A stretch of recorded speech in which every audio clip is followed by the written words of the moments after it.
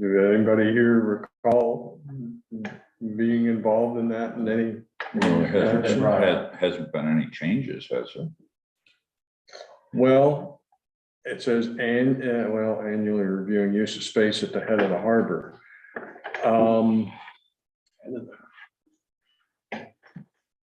I don't remember ever in the this is my 23rd year.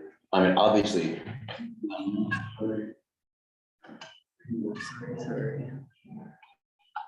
Oh, nice. That's like a deja vu. That's Yeah. It's gonna become crazy. Good morning. Good morning, good morning. I mean, how are you? Good, and you? Good. I need to talk to you. Well, good.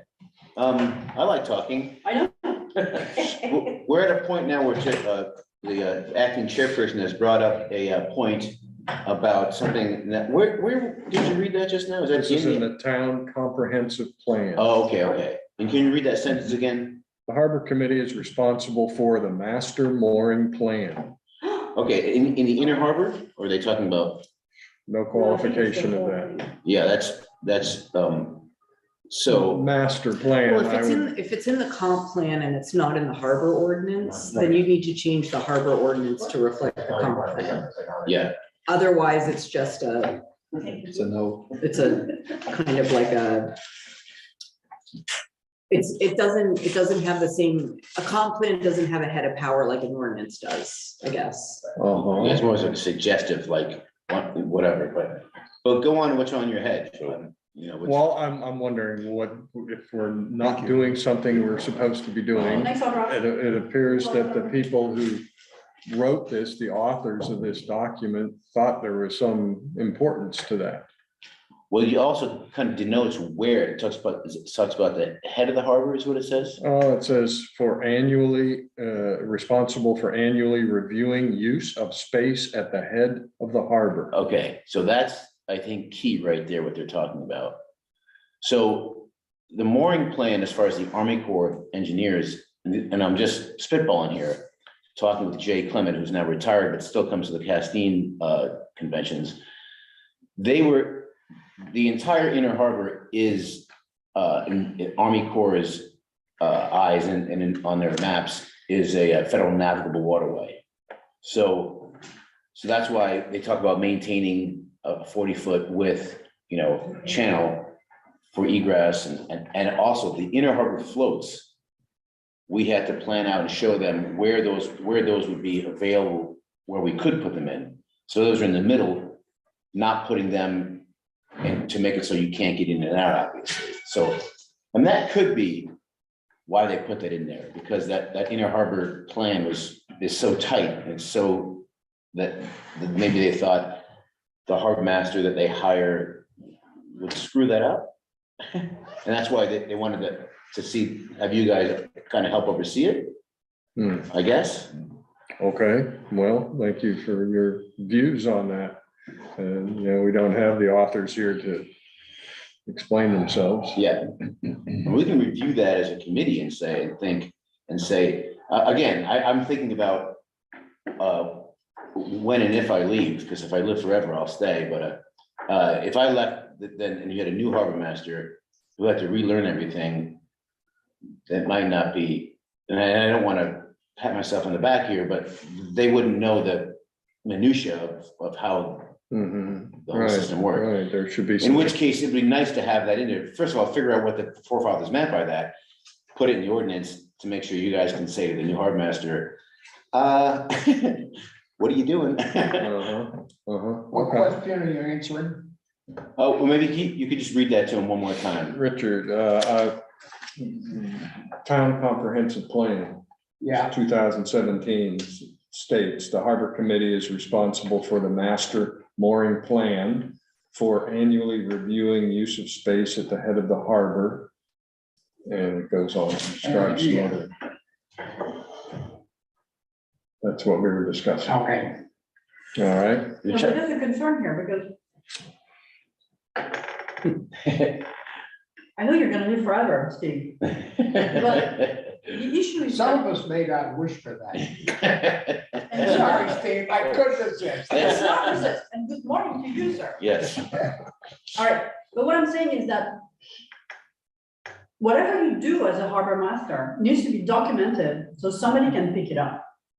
And if you're saying right now that if you leave and the person who replace you would not know the minutia, whatever, the Yeah. process, yeah. I think that's a concern, and that we need to address that whatever you create, like anybody else in the town, we need to have documentation. Mhm. So, because we don't have two people for every role, so we don't have the historical record. if you will. Yeah. So I think that's something that needs to be thought through. For sure. for- And we have a daily log, but that's more like if someone ran out of gas, someone was on the ledge, things like that. Not so much that all these little teeny things, which I could start writing down. Again, not that I'm thinking about leaving in 3 years. Well, Steve did figure it out after Jim French left. And if Steve could figure it out, that means there are other people in the world that could also figure it out. Yeah, but it's a waste of time. Well, and again, I just want to add to this, because this is my 23rd year, I'm 56 years old, and for the first time, I'm kind of thinking about the next chapter for me. So, to tell Audra, I'm definitely not putting my notice in, but I am starting to think about what you just said about the fact that, let's say 3, 4, 5 years from now, I'm passing the baton. I do want to make sure that these little minutiae, these little things that have gone on basically without even mention gets put down. So it's a little more of an easier pass the baton. And so it's good that you brought that up, because I think one of the things we should do, again, I don't pat myself on the back, but there was a gray area I stepped into. And I think Jim French, when he helped to write some of the ordinances and the working plan, the water auditors, I think it was put there on purpose, because he knew where he needed some gray area. And not to be, not to impugn anything, but he didn't want a committee to get involved. And there are spaces where you really do want a committee to be involved, and then the few areas where you're like, let's not mention that. You need some leeway. You need a little leeway, and I think that's, I've worked at, I think to the best I could, but I think we might want to just look at it to see, maybe now's a good time to say, we should have, you know what I mean? Because, and again, correct me if I'm wrong, but I mean, we have a past chairperson here, and, there's definitely times where he'd come to my office and Richard would say, hey, what's up with this? And he would point things out. Why does the ordinance say this? And I'd say to Richard, it'd just be him and me in the office, and I'd be like, with a cup of coffees in my hand, I'd say, that's something that really should have some gray area, and here's why. And then after, he'd walk out and say, Steve's right. But then there's other areas where we need to make it a little more concrete, so the harbor master's not like a pawn yard with everyone throwing stuff at him, because he can say, whoa, this is the ordinance, I have to do this. Yeah. So, Maybe just write down all the complaints. Voice And how memos, those are Steve, resolved. voice memos. You know It'll how to take a do long voice time. memos? yeah. Do voice memos, because you don't write, you don't like it. I know, I do, I like to write. I write stuff down, little stuff, but Okay, but, I mean, if you, yeah. voice memos, I do that. I all the can, time. I can keep, the nice thing about this, I can keep a note log, which I do, so I can start beefing that up and Yeah, just writing stuff down, so. Okay, very good. Thank you for your comments, Steve. Any other non-agenda items? Good, we'll move on to Harbor Master Report. And could you begin with a little overview of the public landing rebuild? You've probably seen it in the last couple days, but it's definitely coming together. We finished the paving. The office has been jacked up. The back end was jacked up about 2 inches and the front end about 6 inches, so now it's level. And new electric, the electric will be finished, probably I hope in 2 days, like finished. Right now, Ron needed a special piece to make it so it was all on the up and up as far as ordinance was concerned. The day sailors to the right of me, where they sit and have their tables, there's no power to those outlets right now, but I've been assured that in 2 days there will be. Just yesterday, we finished the plumbing, that's all done. The benches are, the last of the benches are being put in place right now, I think as we speak. The Public Works, I gotta hand it to them. Those guys have really come through. So that it's all brand new. We have the new floats in place. I had to put new kind of guides on the back of those two pilings that for the day sailor float. So, but they were chained, but the float would kind of maneuver a lot on them. So I put two angle irons with the right kind of buffer material. So she's all set. Yeah, the only thing I need to do really is I'm gonna put a small shed dormer to cover the, or semi-cover the returnables and the two garbage cans, the three garbage cans that are on the north side of the office. And then I'm gonna bring that around and have it so there's gonna be a shed roofer with two big columns, and I might dress it up with that big white rope I have. And that's gonna be for my crew, so they can have a place to sit and be out of the vicissitudes of nature. Mhm. Are there any aspects of the rebuild project that you, in your opinion, won't be completed by the end of this month? No, So we'll be pretty much wrapped up and ready for summer. I'm hoping that in the next, by the end of this week, we're 99% done. Great, great. Well, Why is that single finger float so lonely up there? That single finger float is so lonely up there, sir, and thank you, good question. You know, when we first got those built, since they're so thin, when the people in Portland, Custom Float said, I remember him saying to me before I got him, he goes, they're not gonna be that stable until you hook them up to the other, you know, it's the main system. So I'm like, okay, and I remember we dropped it in and I have the whaler ready to hook it up, and the Kern was the operator. He put it in, as soon as he put it in, the thing just went, flipped right over. So the way we do it is he puts it down, still has tension on it. I hook it up tight to my cleats, then he drops it, and the boat gunnel holds it up. So it's still got its righting thing. As soon as it flips a little bit, it wants to flip over, literally. So I bring it to where it needs to go. I got two guys waiting, we pin it. It's safer than anything because it's got its two pins. This one, even though we did it the same way, it came down and it just wanted to flip over no matter what I did to it. I remember, you know, it actually half flipped over, tied to my boat. We got it upright again. I did it again. And I said, let me try it. And I went over there, and sure enough, for that current, she flipped over on us, almost smashing my boat in two. So we put the rest of the floats in, and then we put that in, we flipped it over, got it up. It's on the land. I'm looking at it cross-eyed, not sure what happened to it. Maybe partially it filled with water. I'm gonna take a look at that today. Free surface would do it. Okay. Yeah. How about steamboat landing ramp repairs? Steamboat landing, just yesterday, you know that after that big storm, the Public Works and I redid that, and then over the winter, it lasted pretty well. We got a quote from Stephen Ford to redo and put brand new stuff in there, and then I've been in touch with Chief Farley, and he's like, look, we don't know if FEMA's gonna come through on that. It was pretty bad, but we were able to fix it so it's usable for the citizen. Then we had another storm about 2 weeks ago, and it picked up one slab, a tiny one. So we just put that into place yesterday and put some rocks in there, and it's good again. So I'm gonna have to keep an eye on it for this summer.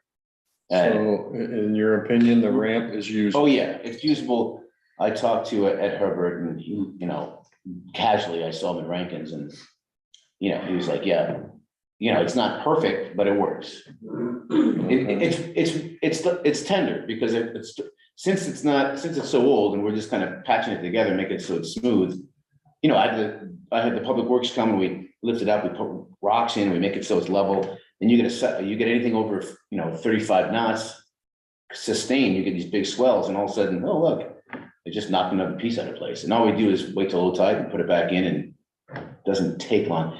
Be nice to know for sure when we can pull the trigger and figure out what we want to do with that. And I'm researching that now with Rick and Dave St. Laurent on finding a company that can give us bigger slabs those slabs have worked well. You know, you guys seen how they are. They're actually bolted together. Anyway, if you go, wait till really low tide, folks, and go down there and look what it looks like, it looks perfect.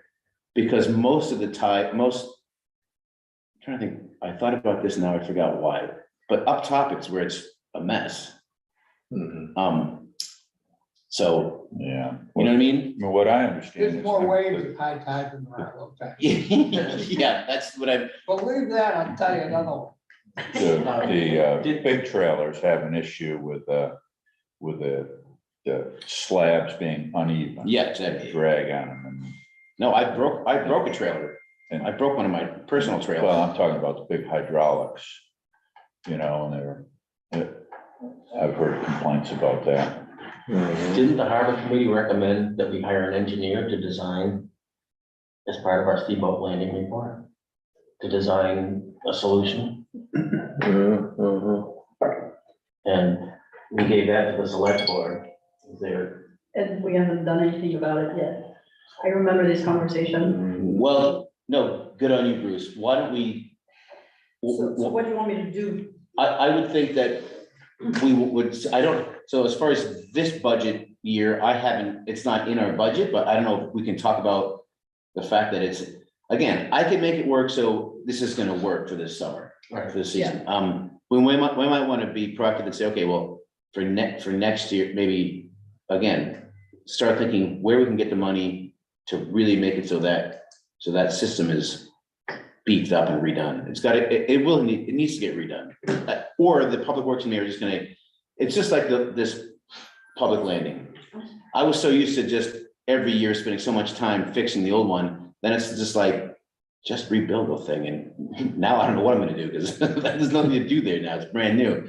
It'd be nice if we could talk about getting the money, and do we want to rebuild exactly what was there, or do we want to figure out what new technology they have since 24 years ago and redo that? Right, Okay. okay. Might So be is worthwhile FEMA paying for getting the, engineers' comments. We're 99% sure that FEMA's gonna, they saw the damage, they said, and I couldn't wait I agree. to think, we talked about it, we couldn't wait to say, hey, are they gonna pay? So, because we needed a public bottom line landing. had to be fixed. So we did it, and we're hoping that they are gonna come through. As far as the other thing, the steamboat landing, we weren't sure. It was usable, so we said, let's leave it for now and then see if they're gonna actually pay us for that. Okay. Very good. Can you comment on Windjammer licenses? And how many will be active? How many will be active? Okay, Windjammer licenses, meaning the folks that do overnight trips, are the three same ones at the head of the harbor: Mary Day, Louis R. French, and Angelique. At the public landing, where my office is, we had the lovely and wonderful schooner Grace Bailey sold. She left the harbor. We also have the schooner Mistress, been here for many years. She was sold. She left the harbor. Now, the Mercantile is at the very end of the, you know where the Mercantile berthed, along with the Grace Bailey. They were owned by it's currently owned by Ray Williamson, and before Ray was owned by Les Becks. And so they've always been a couple, so they could share that spot. They shared that one berth by being tied to each other. Bailey was sold, it left, so now it's the Mercantile. So that berth is used up. You can't get a new boat in there because it's a different owner. The Mistress, she left, but Ray has a new boat, which we've already discussed with the select board, and Swift, right? the Swift, the Captain Swift, and he's gonna put that where the Mistress was. So basically, the Swift and the Mercantile will be the Windjammers running off the public landing. Okay, so that's two. That's two. So 3 at the head of the harbor. 3 and 2, so that's 5 Windjammers That's 5. running out of that. We also have 7 day sailors permitted to use the scheduled day sailor dock. And I know you just asked about Windjammers, but I figured I'd just throw that in. And, you know, we always had something like Quicksilver, which was a taxi boat that does anything. They would use Steamboat Landing once in a while, not a scheduled trip, but somebody would call them up and say, oh, you want to take 18 golfers to go to North Haven? And they'd pick them up at there. Same with Harvest Moon, when Harvest Moon was running, he would do stuff like that. Periwinkle was using that. There was an issue with a big bus coming down with passengers, so he stopped. That's why he asked to be allowed to be the 7th permitted boat at the Day Sailor scheduled dock. So that's there. There is a boat called the Hesper that's coming in. He's going to try to do 3 and 4 day trips. He's going to have a mooring in Camden. He's currently on the waiting list. He currently doesn't have a mooring, but he's hoping that can borrow one that someone who's signed a waiver is not going to use their mooring. So he's taking a gamble there. How big is it? Especially this year. 45, 45. I think. It's a good looking boat. So he's planning to take his little skip. He's got a little skip and he'll run in and pick up passengers on steamboat, go back to the mooring and then leave for a 3-day trip. So, and of course you have the schooner Appledore running off the Appledore dock, and you've got the the sloop Angelica that runs off of Stuart Smith dock as well, by the same gentleman who owns the schooner Surprise. Is Hesper a sailboat or? It's a sailboat, yeah, So, yeah. gaff rate. How many, according to the ordinance, how many windjammers can the select board issue licenses to? It's pretty vague. I'm not sure. It's pretty vague because it talks about, because again, they wrote the ordinance after the windjammer were already operating. So as far as the head of the harbor, I think it says to the point, and I don't have it in front of me, that the select board may elect to, rent berthing to windjammers at both places, at the head of the public landing and over at the library park close. I don't think it states the number. We have I don't think we have the number. I think we do it like on an ad hoc basis every year, basically. Well, yeah, That's what's happening. I don't think there's a number. I don't remember a number. I remember a custom, yeah. So but not a, So there's again, and I mean, I don't know if it's in the water supply here or not. Like, there's no way you could say, oh, we want another windjammer to come back, so and there was always 2 boats there. If you said to the current person who's actually, Ray Williamson's here, if you said to Ray, oh, we got another boat that wants to come in and be a windjammer, which it's not your part of your business, but they're gonna be rafting up to you and people are gonna go across your boats, I think you obviously have a problem with that. The only reason it worked is because it was the same owner, same company. Okay, and so what's the total number of day sailors operating this year, We've got 7 that are operating off our dock, including the periwinkle? including the periwinkle. 7 including the periwinkle. And then you have 2 running off Stuart Smith's dock. Mhm. Right. which we don't regulate, right? We do not regulate that, Because that's Which are private dock. private dock. Angica and Capital. Appledore. Appledore, right, yes, of course. Okay, very good. And Steve, do you have anything else to share with us today? Yeah, and so I have a question for you, actually. Do we know how many moorings were renewed? Yeah, Oh, you mean how many were turned over? yeah. No, how many moorings do you have free? Because the limit, the time to pick a mooring is, you hit the deadline, right? Well, no, we haven't, because they moved the deadline a month. No, it was May 1st. It was moved from April 1st to May 1st. Mhm. So And we're May and the 10th. drop dead date moves to June 1st. Because you've got now you're in a late penalty It's zone. a late penalty. Yes, you're in a late penalty period. So do we know? So I know that we have less than usual as far as folks that have, so let me just back up so make sure we're clear here. As far as folks that have said, and this is not folks who have lost moorings because of non-payment, because we're not there yet. The folks that have voluntarily said, I don't want my mooring anymore, I'm gonna sign this release form. There's less than usual. I think there's only like 7 right now, which I'm about to start calling people up. Because I've been busy with this I usually get to that a little earlier. I'm probably a week behind or 2 behind because I've just been busy trying to get this project done. How long's the waiting list these days? It depends what size boat. If you're an 18-foot, 17-foot shallow draft, get on the list and most likely, if you don't mind being out in Sherman's Cove, you'll get one right away. Yeah. Like I don't, but if you're 35-foot to 45 and you're deep draft, it's 4 or 5 years. We should, could we have, can I have the data from the harbor committee for the next select board? Whatever you have, like number of, moorings that have been, people who have been, or do you want to wait until June 1st? So that you have all the numbers, I could get my new clerk, Jody, it's wonderful. who's wonderful, thank you. I was about to say, they took the words right out of my mouth. We obviously gonna miss Liz, but Jody's great, and she could type something up that what we have as far as how many moorings we have, how many have been turned over, and also she could, at a date that she puts, how many folks have not paid yet. Yeah. If you want, Yeah, I think it would be good, because we can, I mean, then you can look at it, just, data's good, yeah. we can share with the harbor committee and the select board. I think this is what harbor master report, in the summer, you should bring that up. She could also tell you, I might as well put this down, I also have how many folks have signed a waiver saying, I hurt my back or I stole my boat, so Yeah. I'm not gonna put my boat in. So that's all the information, that's on the same page as the information I have for mooring turnovers.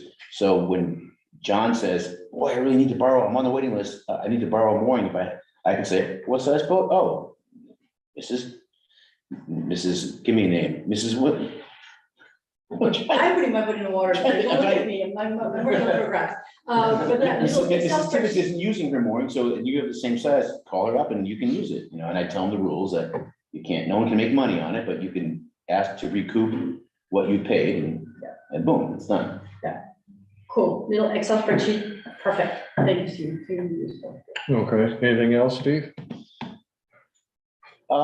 Yes, so now that the Grace Bailey is gone, and there's not a raft up at the end of the, I'm sorry. I'll call you later. Yeah. That being said, reservations look good for the season. A lot of calls coming in, but since the Grace Bailey is now not wrapped up, only have one boat instead of two. The Inner Harbor floats on the most western line closest to town. That line stops at the PG Willie dock. It's float number 1. I've always wanted to put one more float after that. And no one's had an issue except Mike McHenry, who was the owner of the Angelique, and now Dennis, whenever I mentioned it, he'd be like, well, it's a little tight, Steve, because I got usually the bowsprit of the Grace Bailey, which is longer than the Mercantiles, because it has jaboom. And I gotta jog right, and then I gotta jog left to get to my berth, and so I never would put it in, just because I didn't want to make anything tighter than it.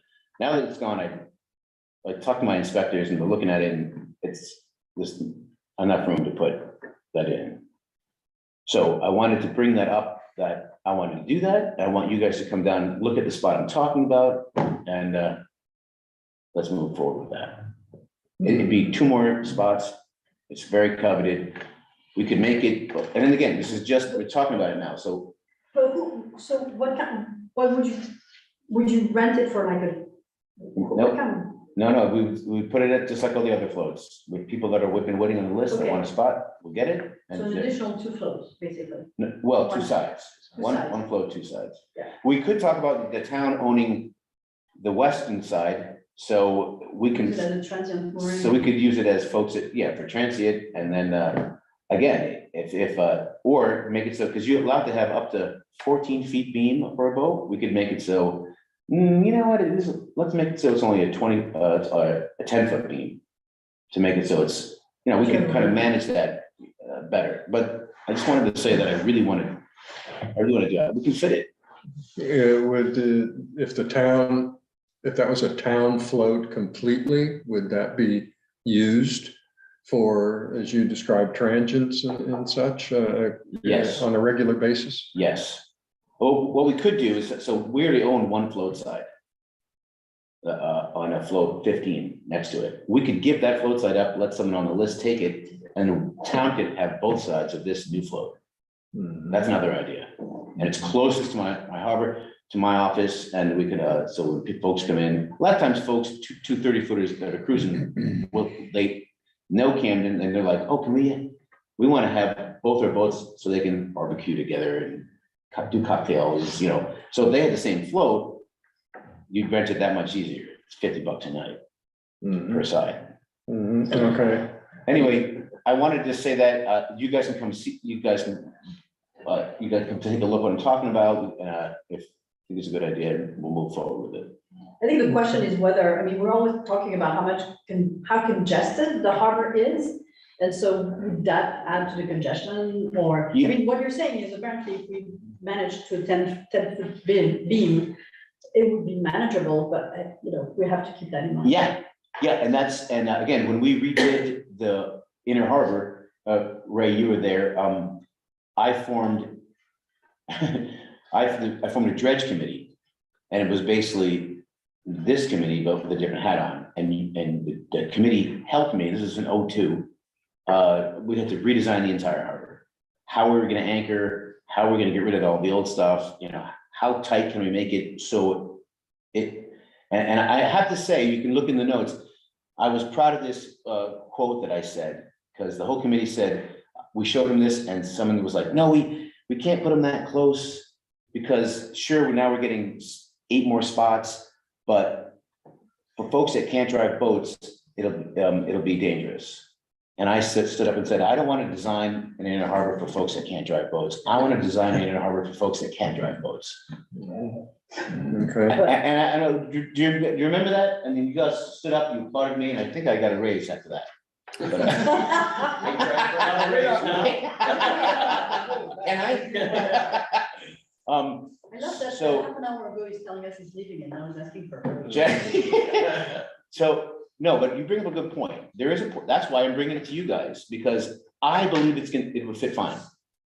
And so I want to look at that and have everyone say, you're always gonna be, well, yeah, it is more congested. You're adding another float, but we can. So This is all my questions. that's my take. Okay, So how's that, isn't that kind of a turning basin for the bigger boats coming through the harbor? No, It's not a, that's where I can. Well, that's always been a turning basin. I mean, yes, it is, but again, you're right, Mark, but you need to go look at Google and say, well, putting that there, because the float next to it on the next line over is over at an angle, you're not creating you're not taking away the circle of if they're gonna turn by putting that other float there. So again, I wanna make sure everyone, My one comment is you're doing this because the Grace Bailey is gone. And so you're saying, once we put that in, then that could never be replaced. The owner of, what's the other one, Mercantile? mercantile. So the owner couldn't buy another boat and put it, wrapped it up in it because all of a sudden there's no space. You understand? Yes. I mean, that's something to talk about. Yeah, that's my only. Well, Or if they could, you have to make it so boats couldn't, like that. No, yeah. So again, the boom on the Grace Bailey being that much longer and sometimes being up there, the owner of the Angelique was like, I have to make that right turn pretty fast, because if I don't, I'm getting close to that bowsprit, and now that's gone, so. So Dennis comes in against the flow. Dennis, oh, yeah, the Angelique always uses the western third, because there's a shallow spot and they're deep draft, so the only boat that comes in on that side. Okay, all right, well, thank you. and historically, we've had several other boats kicking around that use that as a turning basin. You go back to the adventure at Roseway, Mhm. and more recently, the one that just sold. The Chimes Yes, needed to turn around there, and she was a little bulky. Is a little bulky. yeah, that's a good way to put it. All right. Does that conclude your remarks? Yeah, Steve? yeah, I'm done. Thank you today. Thanks, Steve. I overlooked approval of meeting minutes from March 22nd. Do we have enough of it? I don't think so, because I wasn't here, so I can't vote. Uh-huh. So that means only 2 people. I guess we'll table that issue for the next meeting. I do have a change, however. I believe in the meeting on March 22nd, Steve did identify the harbor clerk. And Josh noted here, Camden is still looking for a harbor clerk. I think Steve mentioned that Jody Richards was the harbor clerk, and I listened to the YouTube and I thought I heard that. And Sophie mentioned to me that her name ends with an A, not an O. At the top, so that's another change, but I don't have access to this, so. Oh, you don't have the document? Now Josh did it, so he's got it. I don't get it as all I got is a uneditable. Okay, well, I'll communicate that to Josh. And we'll deal with those minutes in the next meeting. So next item on the agenda is the pier moratorium and Yes. piers in the harbors. And I wonder if Sophie might be able to share with us the status of that. Yeah, so I just spoke with Audra on my way in, and what's happening is that we have a joint workshop with the planning board on the 20th or the 21st of June between the select board and the planning board, and it's one of the. 21st of June, I think 21st, though I need to check the date. but it is June, not May. Yeah, it's gonna be June because the select board has decided that planning board joint workshop between the select board and the planning board, it would be better to have the new select board members with us than the old select board. And members. are they installed by that time? They will, Yes, they will, because the vote is on the 13th.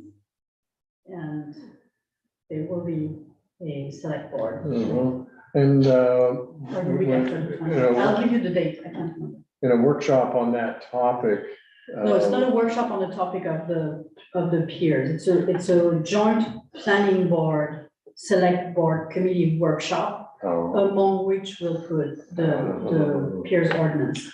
The issue we have is to either ask for another extension, but to do that, we need to make significant progress on the work. So that's where we are And at. her report was in, And your report was in, and wow, So having a workshop is progress. no, his report's progress. exactly, his report, the report you guys made is progress. And there might be also work that the planning board has been working on it too, they have recommendations, so I think that's the next checking point. It's that workshop, and I will confirm the date with you, so you'll have it in the minutes. Okay. Any other comments on pier moratorium?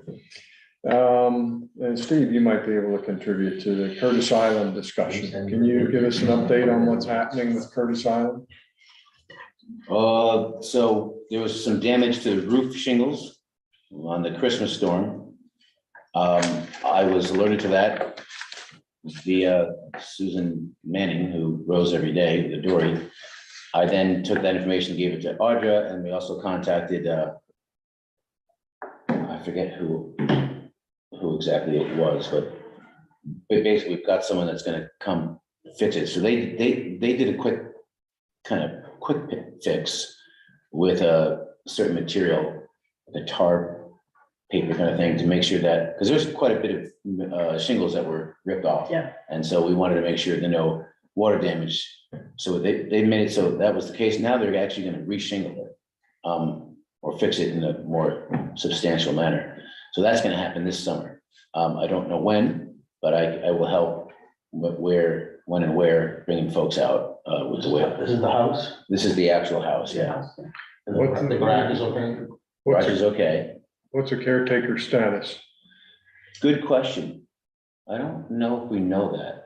I think Audra was reading, we know there's somebody that's interested, and I think they were working on a schedule. They're definitely working on it. So I can actually, let me go pop it. I had a conversation with Audrey She yesterday. doesn't have more of an. She mentioned a specific person, Sarah Thorpe. Right. Okay, good. Yeah, we definitely had a meeting about that. I wasn't sure how much we finalized that. But She said that was a current discussion. Sarah Thorpe and her family would occupy the house this summer. which would work out well. But we talked about that at the select board. Yeah, it will work out well, because she knows the area, she's one of my assistants, and so, you know, Yeah, well, yeah, so I had mentioned it to Sarah, and actually, even before we needed one, Sarah had mentioned that she would like to do it, but obviously talking is talking, and But I think we're past that. I think we're right. I forgot with all my stuff that's more concrete than I initially let on. I just started talking. In the meeting on March 22nd, Stephen Gold brought up the issue of access to Curtis Island and difficulties there. And one thing that he commented on, I didn't quite follow it or understand it. He said with this work that was going to be done on Curtis Island, that perhaps there could be something done to clear rocks and create some type of a landing area out there.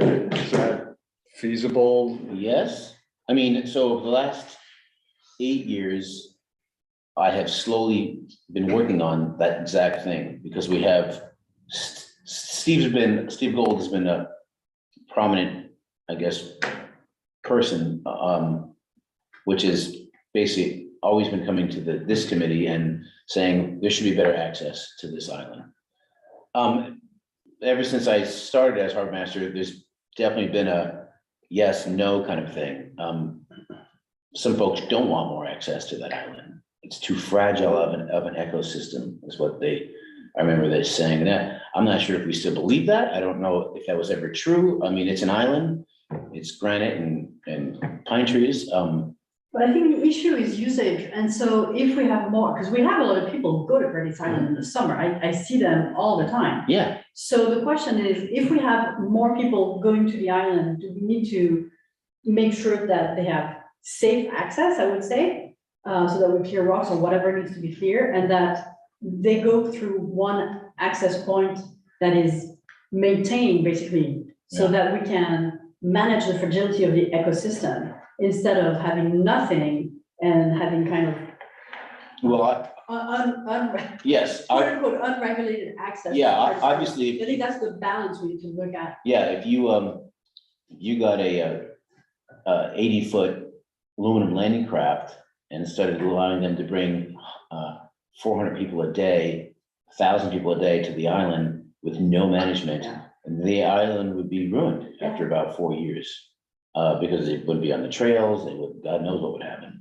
So I see why the town initially is like, it's worked fine the way it's been, let's not do anything to it. But I also see Steve Gold's point is why not make it a little bit more accessible? So we put in a dinghy haul out line, so you could bring your dinghy with a 20 horsepower or a 10 horsepower, and you could then tie it to this thing. You could drag it out to deeper water while you go have your lunch. And when the tide came out, your dinghy's not caught on the beach. You and your, wife who aren't strong enough to drag the boat back down the rocks, now you're not stranded on the island. So we did that, and because we put that in, I put that in about 8 years ago, we now have to slowly make it so there's not big slippery rocks, even at low tide. So we, and sometimes kids, young adults come to me and say, I need 20 hours of community service. And me and my friend, we did something wrong. And I always say, what did you do? And then I usually at low tide, bring them out there and say, see these big rocks? And I show to what the conover's did to their pullout. They have a nice, it's sandy because they've over the many years have gotten the rocks out of the way. I said, I want that about 5 feet wide and I don't want any rocks there.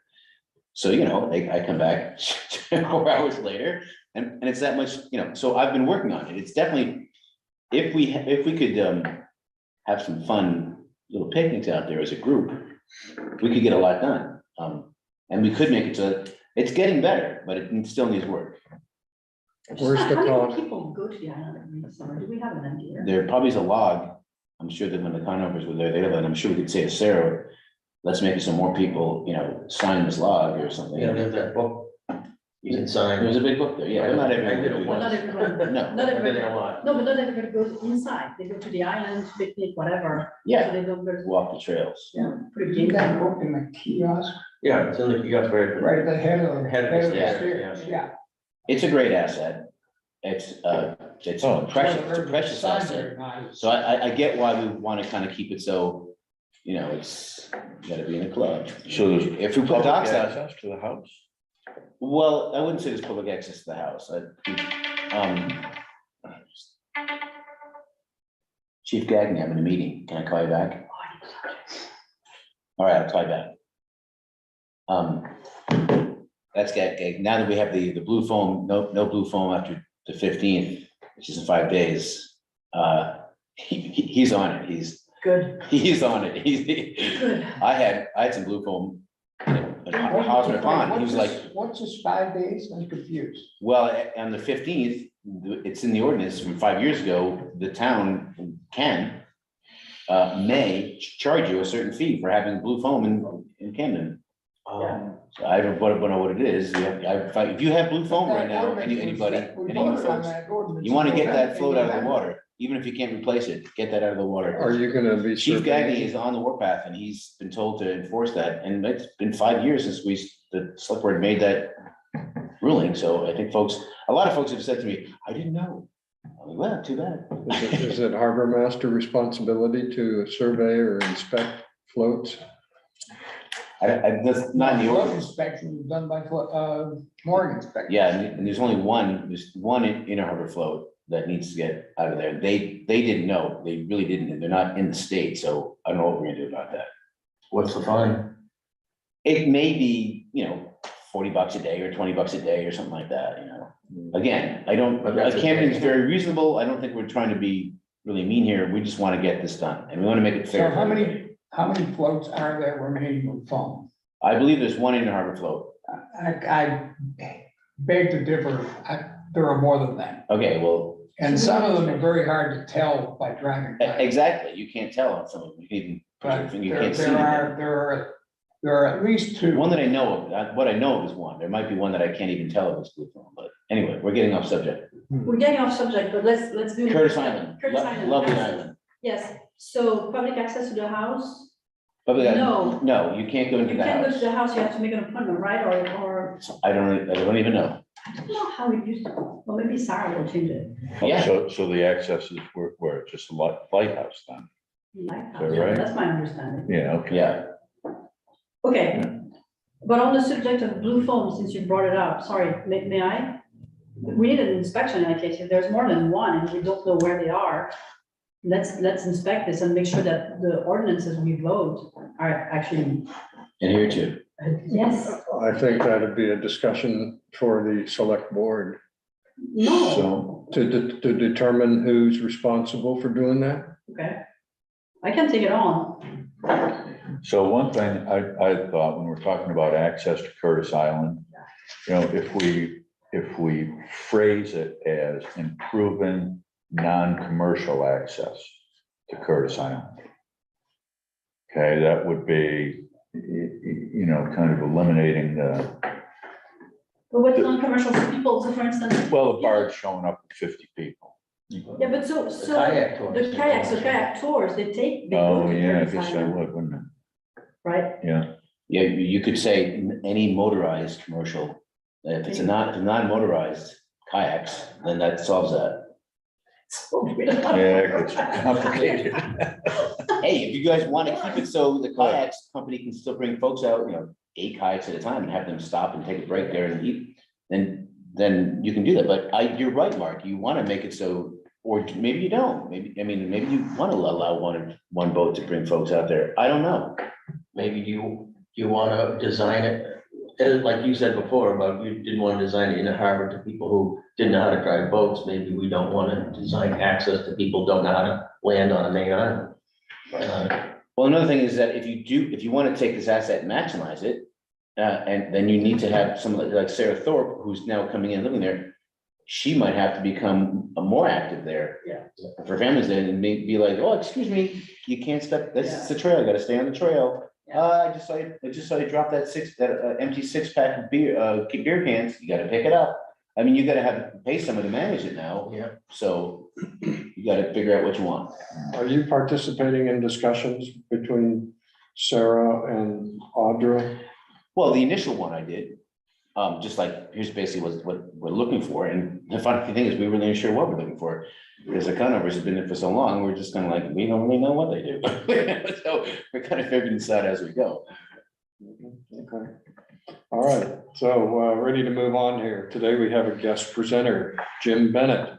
And he is going to share some ideas about storm surge in Camden Harbor. Yes, how much time? 30 minutes. 30 minutes, okay. No, 30 seconds. Make it quick. We need it. Yeah, so I do have this presentation, which I think I can enable here.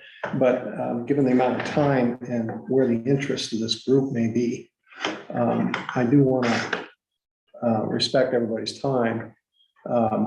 So let me pull this up, then we can. Is that doing something? Oh, we had it.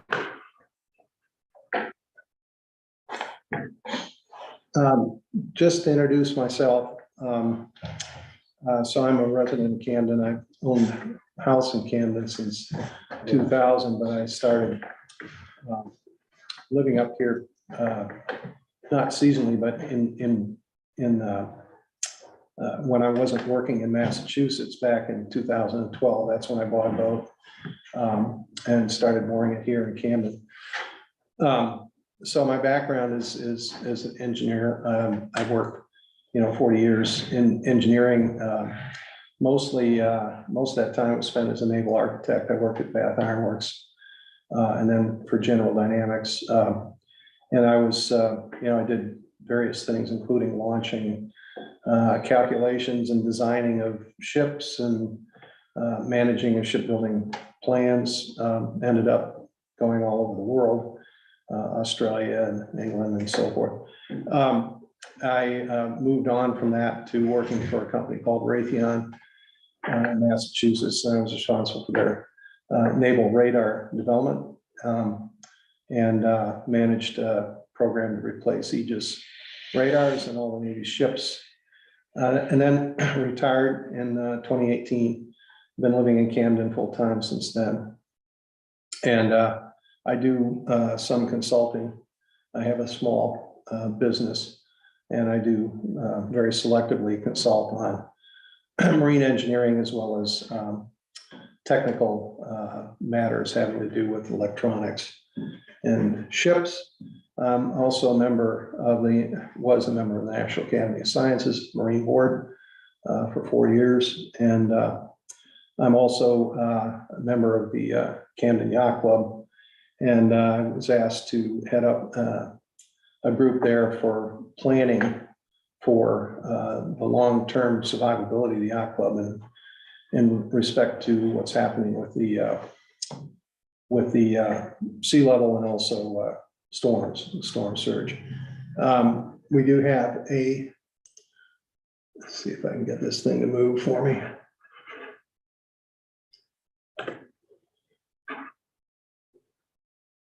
Okay, we're not in the slide mode here.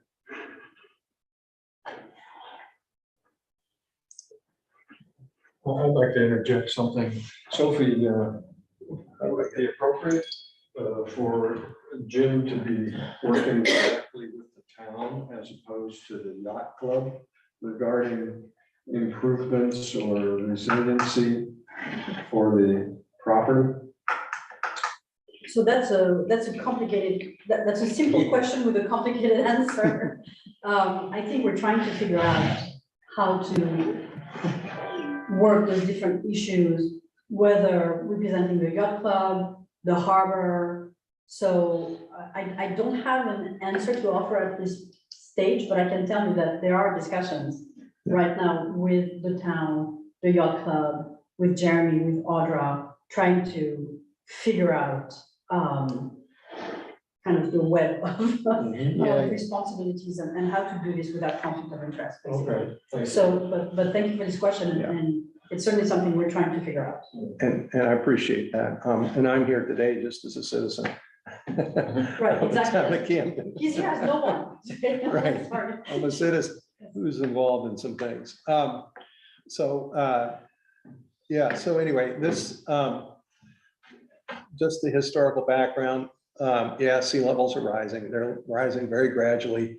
It's been an increased trend in the last, 10 years. It's been quite noticeable, and it's actually, anybody who's tracking tide ranges and frequency of extreme tides is noticing a change as well. It's things are happening.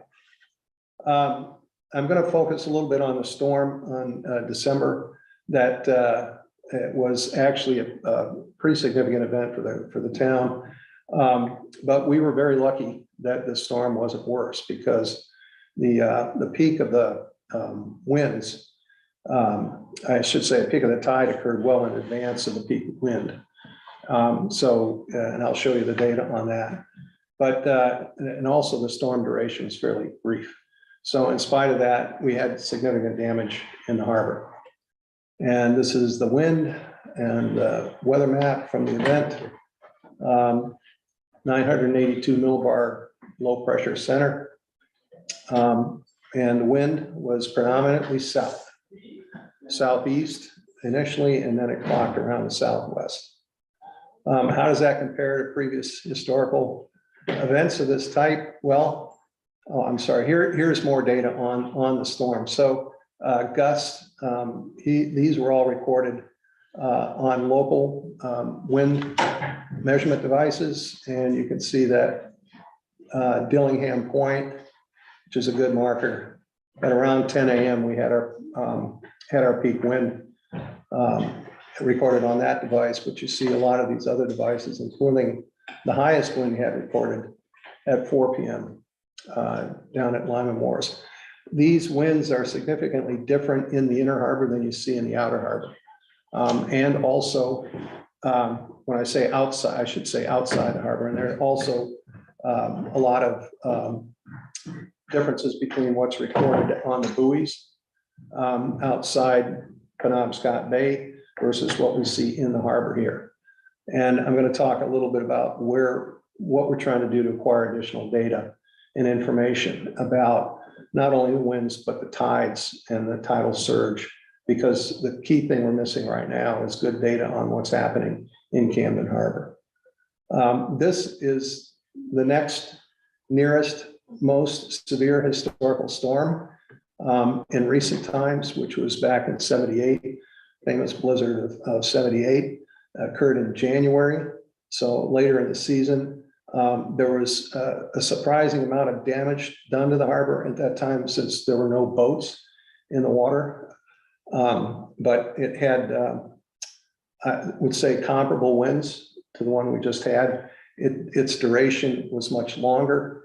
It actually persisted through 2 complete tide cycles, whereas the storm we just had only went through a single tide cycle. And this is, to note, our most vulnerable direction for wind and storm surge is from the south. A lot of people think that we're vulnerable to nor'easters, and everybody says nor'easters is a big problem. They're not. For us, these storm centers that go to the south of us bring in the southerly winds, and those are the most severe storms, and those are the ones that create the tidal surge that is so destructive.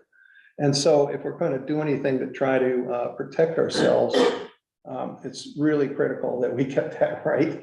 And I've seen various people talking about where we are vulnerable, but it is the south. We have over 1,000 nautical miles of unobstructed reach. Yes, sir. Just a quick question. Usually when the lows go south of us, it's pulling in tropical air, so those are warmer storms. So it's less snow, but I'm thinking less damage, but I'm just trying to think. No, that's correct. That's correct. They're pulling warmer air, and they're moving that air over warmer water. Right. We often see the storms going to the north and heading up into Canada, and those are the ones that bring in the northeasters. Right. Yeah. Okay. But in terms of wave run up, this is significant because we have 1,000 miles of unobstructed, what they call fetch.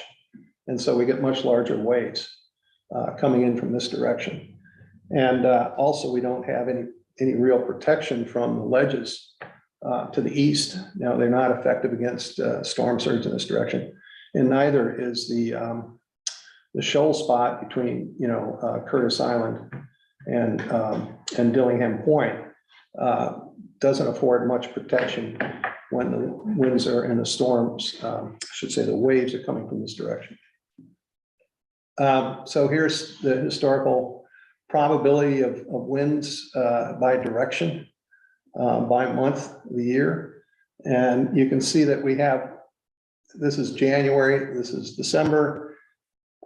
We have a lower probability of southeast winds in these beginning and end months. Our highest probability of southeast is in June, but the wind intensity tends to be much less. And so when we get our heavy blows from the south, it's lower probability, but higher consequence in the months of January and December. This is the chart here that shows when the high tide occurred relative to the winds on that storm event day in December.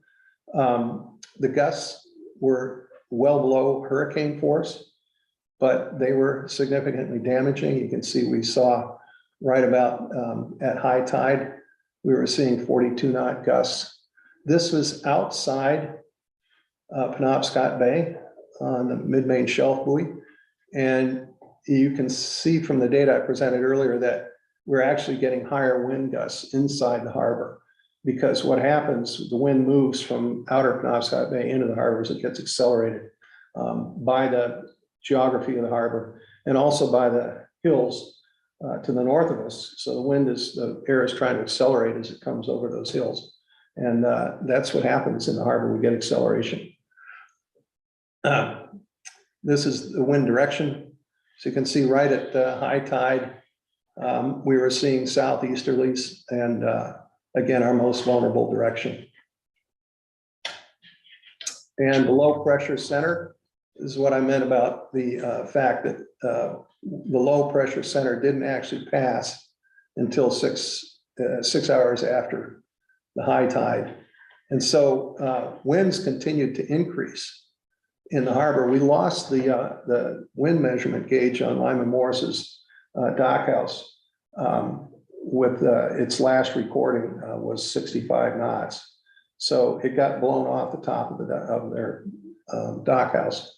But we were seeing, that was 4 o'clock in the afternoon when that was recorded. So what was happening is the winds were continuing to intensify, even though the tide was going down. And so, we were fortunate that this low didn't occur here at the high tide, or we'd have seen considerably more damage in the harbor and higher wave action. This is just a recording of the actual tides. And the difference between the blue and the green line is the storm surge. So Portland saw about 2.4 feet. This is calm water level now. So 2.4 feet above what was predicted as the astronomical high tide. And Bar Harbor saw a surge of 1.5 feet. So the storm, again, that's a reflection of where the storm center was to the south of us and where the storm surge occurred. So the further south you were, the higher storm surge. And this is, I think, more to the point now. Where are we historically? Are we seeing more frequent storms or not? And so in the last it's actually in the last 92 years, there were 22 extreme tide events that affected Camden Harbor. And this comes from the NOAA data. That is tides of greater than 12.5 feet. That's astronomical tide predicted. And these are the actual measured tides that we've seen. So in 92 years, or 22 events that exceeded that 12.5 foot storm surge, or I should say storm tide level. And 6 of them have occurred in the last 4 years. And so there is an increase in frequency of these severe winter storms. Most of them have occurred, later in the years, the earliest one in November here.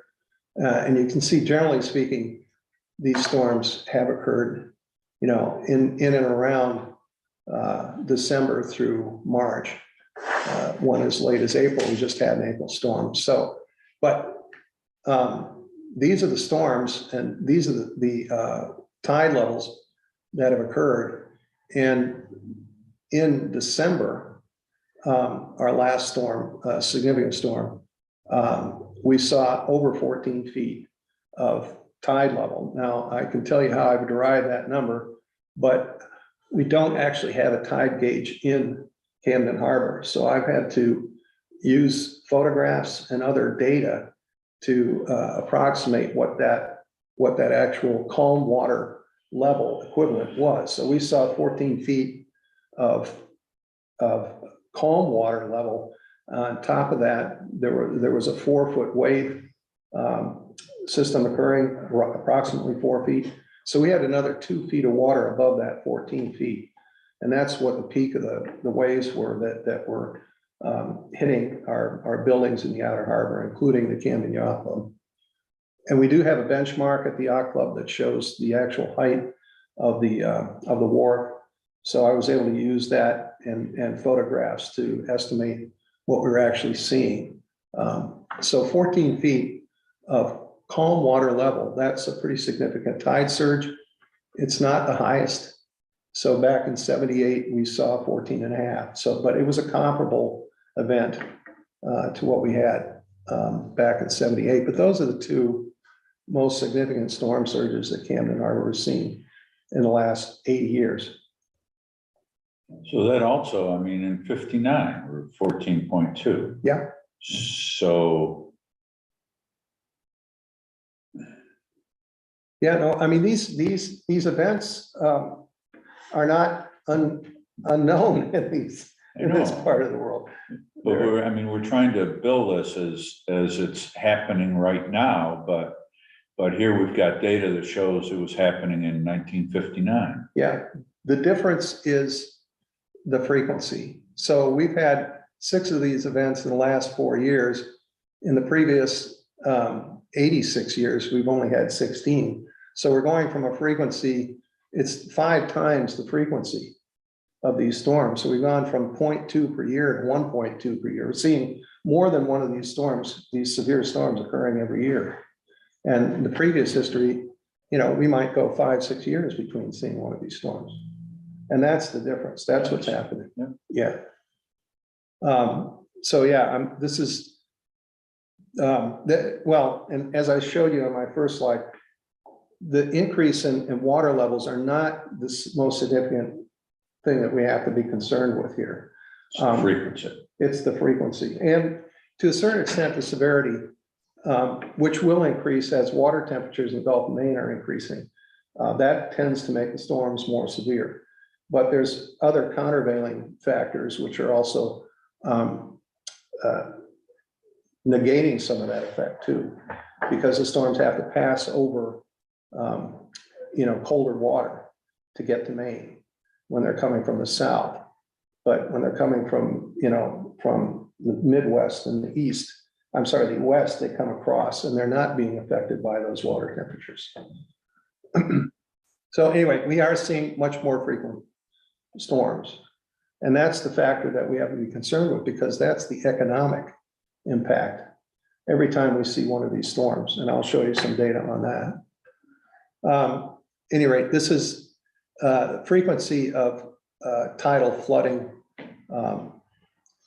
Portland is ranking in the entire US, is seeing frequency that is increased, and also Bar Harbor. This chart shows the average number of flood events per year. This is 12 events per year. And so both Portland and Bar Harbor are seeing more than 9 events per year. And the trend here, again, is increasing over time. This is 1950 and going up through 2020. So most recently, Boston, in fact, has seen a very high frequency of flooding events. But Bar Harbor and Portland rank number 2 and number 4 in the nation. And so we can expect that to continue. These are just maps that show the flooding levels that are being mandated by FEMA. So in the inner harbor here, we have to design for an elevation of 16 feet now to get to meet the FEMA requirements. And as I said, we saw 14 feet in this last December storm. So these numbers are not overly conservative. I won't go into this in detail, but this shows basically where the 14-foot calm water level was that we saw in December. And this is roughly where the wave peaks or crests were. And this is relative to what was the town dock and the Camden seawall, Camden Yacht Club seawall. So we can see that we were definitely overtopped by this last storm. Primarily the calm water was right near the top of the seawall at Camden Yacht Club, but the waves were well over the top of that seawall. Probability is going to increase of these severe storms. The December event, it had been 45 years since the storm of 78. This is some pretty sophisticated climatology that has projected what we are going to see over the next 20 some odd years and 20 to 40 years, and expect the frequency to increase from once in 45 years to once in 17 years. So again, what does that mean? It's just that we're going to see a lot more storms than we've seen in the past. And what's affecting these is, of course, the warming of the atmosphere. All right, so the impact we all know. Here's some data. There's $220 million of commercial and private waterfront property surrounding Camden Harbor. That's the immediate harbor waterfront. And that does include both commercial and private, but does not include the value of the boats and the infrastructure that's in the harbor. That is the floats and all the other appurtenances. And we're getting more than $8 million of revenue being generated directly from the waterfront. That's an approximation, but that's based on the data that has been collected through various sources. When you say 8 million, when you say we get 8 million, is that the town? The town, Okay, yeah, so that's like hotel tax fees and stuff like Yeah. that, okay. yeah. And that's actually not what the town receives, but because the town, what the heck is going on here? I didn't do this. Let's see if all right, what's happening is the town is getting revenue off the property taxes. This is other revenue. So this is coming from businesses on the waterfront and shops and restaurants and schooners and so forth that are operating businesses on the waterfront. You mean they're generating that revenue? They're generating that revenue, correct. This is my data. I was kind of hoping Steve was going to stick around for this, but I've counted 75 merchants in the proper area of Camden downtown, 100 waterfront. What the hell is going on here? I'm not touching this thing. It's doing 100 waterfront property owners, 12 charter sailing vessels, 15 commercial fishing vessels. We get about 10,000 tourist visits a year, and somewhere around 2,000 jobs in the region are directly dependent on Camden waterfront. And I'd be glad to hear anyone else's opinions on this or facts, because I'm trying to collect this data to be more accurate. And I'm happy to share that with anyone. All right, this is really getting to be a pain in the ass. Well, Anyway, My feeling is that underestimates, I agree. because you get all the fees from 500 something moorings. This is a very limited, Yeah, it is very limited, and part of the task, I think, as we go forward here, and I want to, because I'm presenting all this data. I mean, the bottom line here is we need a plan for how we're going to preserve our waterfront and the value of that waterfront. And the economic data is a foundational part of that plan. Well, I mean, it's an awful lot of information, but you know, when you count the businesses in town, I mean, Yeah. what really is that telling us? It's like, let's, you know, I guess my point is, if we're gonna focus on sea level rise, let's focus on that. And I mean, we all understand that it will affect properties around the waterfront, but you know, I don't know, I guess I have a very limited ability to take in information, and I don't want it garbled with a bunch of And this may be too much irrelevant information. facts. Yeah. And I appreciate that. I mean, and honestly, this was really not targeted at this group, but the information that we need is this kind of information. Right. What we need, if we're gonna go to You know, my concern the Army Corps, is- any of the federal agencies to try to get money, Yeah. that's what this is all Yeah, about. but my concern is that, you know, yes, it's a real issue, Right, but there's a lot of promotion out there and publicity, end of the world type information. And you look at the chart that's been painted on the Harbor Master shack, right? Well, it's, you know, it's light colors down here where reality is, and then it's dark colors way up here, which is worst speculative. case scenario. So, you know, people look at that and say, oh my word, you know, this whole town is The end going of to the be world. devastated, you know, and It won't be devastating when it's up there. We'll have a lot more room for to floating me, docks and- to me, that's just counterproductive. Bigger harbor, right? All right. Yeah. Yeah, no, I mean, the issue is, this is the kind of impact that we're seeing every time one of these storms comes, okay? So this was actually data from 78, but the best information we have from 22 is we had roughly this amount of impact. Yeah, so the issue is, if you're gonna see this impact happening more than once a year, this is the issue we have to deal with. That's the economic problem. It's not sea level rise, it's how are we gonna deal with the continual effect of storms damaging the waterfront? Mhm. And how do we make the waterfront more resilient? Good Lord, I wish I could tell how to turn that on. See, to me, I mean, that information there is more impactful than, you know, listing off how many businesses we have in town. Right. And how many boats we have in the harbor. Yeah, what does that mean? You know, it Yeah. means nothing. No, to me. it was important to the Army Corps when they were trying to evaluate. Okay, And that's Justify why I it, included it. Yeah. But it's, you know, I absolutely agree with your point. What's important to the town is, what is this costing us every year to deal with these storms? And is there something we could be doing to help reduce that cost or improve our ability to recover from it? yeah. Well, it's, you know, the thing, my point is that when you're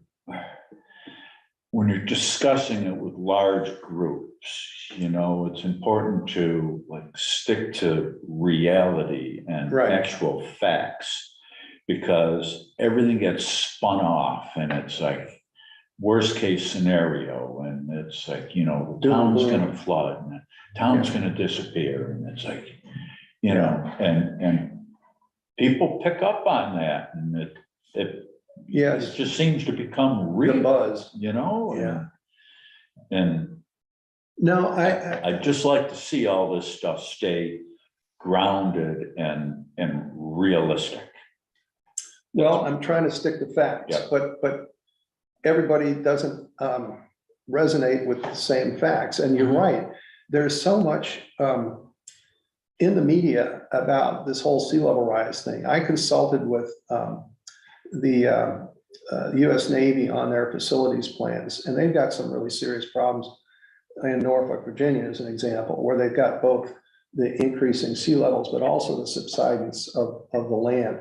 And they are having, I mean, literally, the Navy's having to consider, do we move their naval base from Norfolk to somewhere else, including Portsmouth, New Hampshire? Because they're no longer able to get trucks and personnel on and off the base because of the flooding cycles. Now, I mean, you can verify that, that's actually happening. The number of flood events in downtown Portland is affecting the operation of the waterfront businesses in Portland. And these are, sunny day flooding events, not just storm surge. So these are real effects. Camden right now is fortunate that we haven't been affected more severely because of our geography than some of these other locales, including Portland. But we still have to deal with the issue over time that if there's no reason to expect storm frequency isn't going to continue to increase, what do we do about this continual expense of repairing the waterfront? We've got a town property right now, Camden Yacht Club. And whether whatever you think about the management of Camden Yacht Club, whether it's in the interest of the public or not, it is a town-owned property. And the seawall, the Camden Yacht Club, was built in 1922. And I can show you the damage, but that seawall isn't going to last through. Oh, yeah, I've seen it. More of these storms. Yep. And we're going to have to do something, so those are the expenses that we have to be cognizant of and how we're going to deal with them across the town, not just individually. But anyway, so it's the waves that do the damage, not the water level. That's the key thing. And what do we do to mitigate the wave damage? There's, basically all you can do is, first of all, you can harden your structures to try to survive the wave impacts. And the pressures from just a 4-foot wave hitting a vertical surface are somewhere around 300 pounds per square foot. That's the effect of a 4-foot wave hitting a vertical wall. 400 pounds a square foot is a lot. And if you think of that being an 8-foot wall or something like that, the numbers get astronomical. So you've got to be really strong to resist the wave energy. But that's one option. The other option you have is to elevate, get the structures above the waves so that they're not seeing the wave impact. And then the last alternative is to retreat, move away from the waterfront. And that's what's happening in a lot of these places with the lower lying coastlines. They're having to move structures off.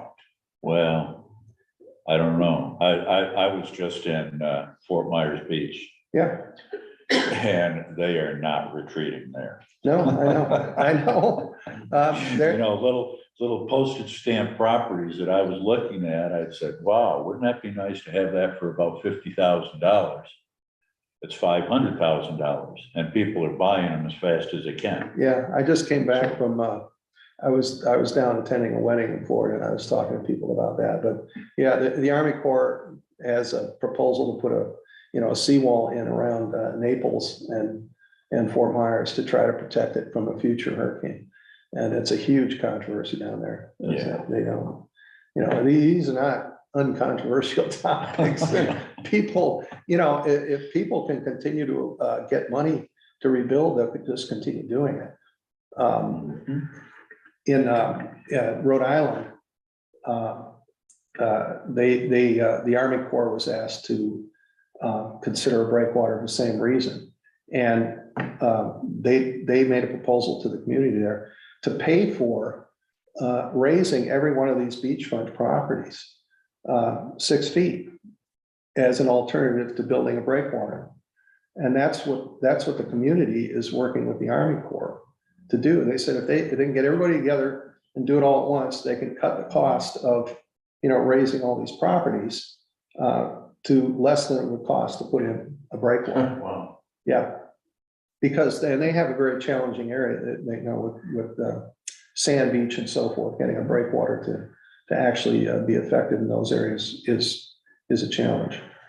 So anyway, this subject of a breakwater has been around for quite a while. Here's the history. that I've been able to identify, 1927 is when the town first started talking about it. That breakwater was under advisement then. Petition signed in 1935. Public hearings were held in 1947. There were two major storms that hit Camden in 44 and 45, destroyed the waterfront, took out the pier at Lyman Morris, what wasn't Lyman Morris at the time, but destroyed the Marine Railway, took out a lot of the shipyard infrastructure and a lot of the waterfront. And so in 47, the Army Corps was brought in to consider that, as well as other dredging of the harbor. In 1954, the Camden saw what today would be the equivalent of $3.5 million of damage from the back-to-back hurricanes Carol and Edna that occurred 11 days apart in September. And you talk about major impact. You know, those are the two hurricanes that have actually hit Camden. And, you know, it practically destroyed the harbor. A lot of that loss was also due to boats, because this was the first, Carol hit in August and Edna in September, and there were a lot of boats in the water. And when you look at that chart of the, you know, the frequency of occurrence of these storms, this is the one we really need to be concerned with, is that we haven't seen a hurricane in Camden, hitting Camden since 1954.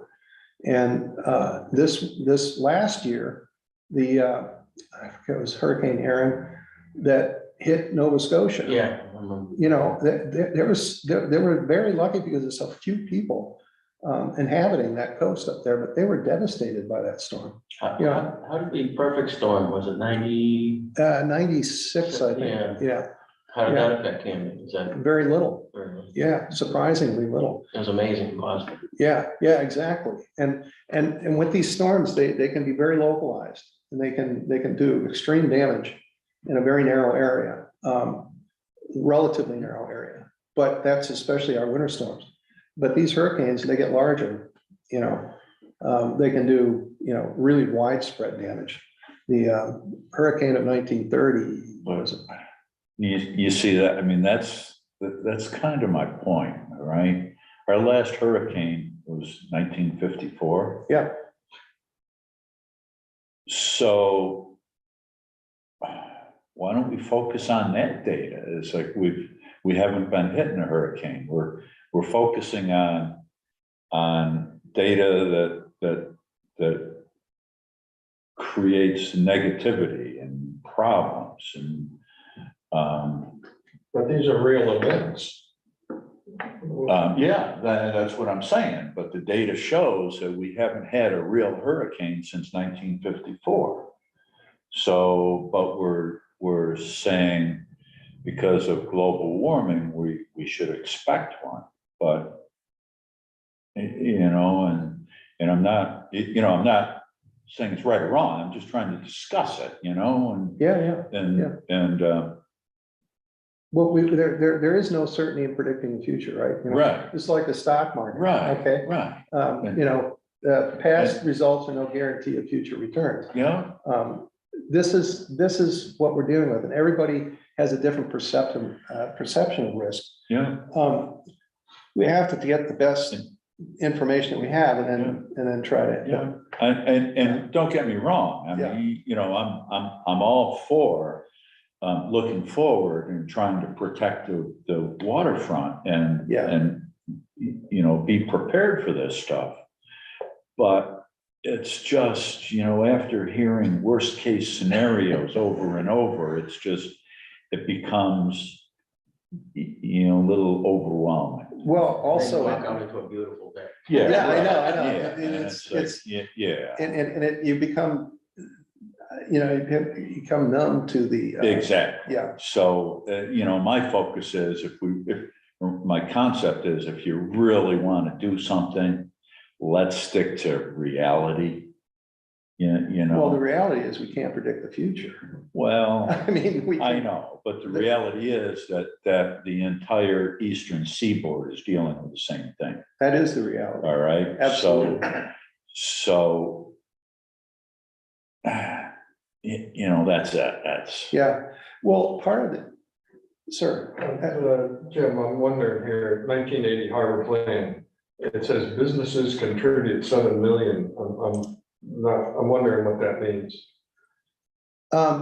this was the analysis back then in 1980. This is the current year value of what the businesses were generating for revenue. That was the estimate that was done back in 1980. Oh, okay. So, All right. and the numbers that I've collected have not been based on that. But getting information about how much revenue the businesses are generating is not easy. Mhm. You know, they have to bring it forward voluntarily. You see, at that point, the concept for building a breakwater was increased revenue. Right.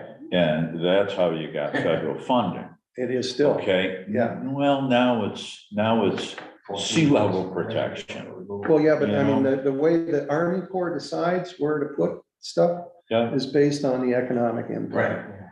It's not based on how high is the sea level gonna go, it's where are we gonna get the biggest Well, bang for the buck? but the economic impact now would be damage, Correct, okay? that's correct. So, and years ago, we were basing economic impact based on, you know, how many more moorings we could get in the harbor and how it would increase business. So, I think the economic impact now is cost avoidance. right, yes, That's the impact. I agree. That we're dealing with, yeah.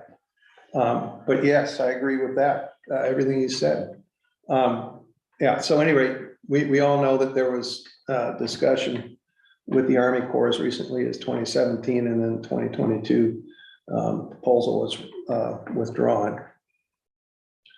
All right, this was the most recent view of what breakwaters might look like. One thing we need, if we're gonna look at these structures, is we need a better ability to predict the effectiveness, you know, how well will these things work? And with any structure like a breakwater, you can design for different conditions. It's very seldom that they're designed for worst case, because the cost of designing for worst case is usually prohibitive. But having a structure in place, even if it's not designed to completely stop the effect or even the worst case effect, is that having structures out there will help reduce the effect of the waves. When a wave has to get over the top of something, it dissipates energy, and the amount of energy on the other side is going to be less. And that's what we're trying to do, is reduce the amount of wave energy entering the harbor. So these structures don't have to be bigger than any wave that they're ever going to see. The breakwater in Rockland is getting overtopped, Yeah. you know, Yep. quite frequently. Even with I was out at the Samoset moorings Yeah, last summer on a perfectly still night. It was yeah, during the massive moon, I forget because it was Yeah. moon was at perigee, so it had Yeah. huge tides. Yeah. And it went under, it was Oh, yeah. cool, it was flat as Yeah. could be, but it just disappeared. It was Yeah. really beautiful night. But it was Yeah. Kind of cool. yeah. Well, and that's another benchmark, that the frequency with which the tides are overtopping that breakwater. It used to be only at 1 or 2 times a year, and now it's like once a month. Pretty much every high tide, maximum tide event is overtopping that breakwater. But that's the way the breakwater is designed. I mean, it wasn't designed to be higher than any tide, but we have seen an increase in the tide range. And that's a different effect than sea level rise. And part of that is due to the warming of the Gulf of Maine, which increases the water density changes and the volume of water increases. And so what we're seeing is an increased mass of water moving in and out, which increases the tidal range. You are seeing that, Yeah, because I've asked that question several times. yeah, Because so if high tide is increasing, is low tide also decrease. decreasing or staying the same and the range just is Well, greater? so the answer is that the range is increasing, the level is not changing very much. The mean tide level is only going up a couple millimeters a year. And so we're not, the big effect that we're seeing is an increase in the total range and not the level of the mean tide. The mean tide level has not changed. very So if much. that's staying the same, then low tide is going. Low tide is lower. going down. Yeah. So, And Is there that's, a you see, reason that for that? seems to be the issue with the piers. Yeah, Because if you raise the height of the piers, right, then you have to have a longer longer ramp. ramps.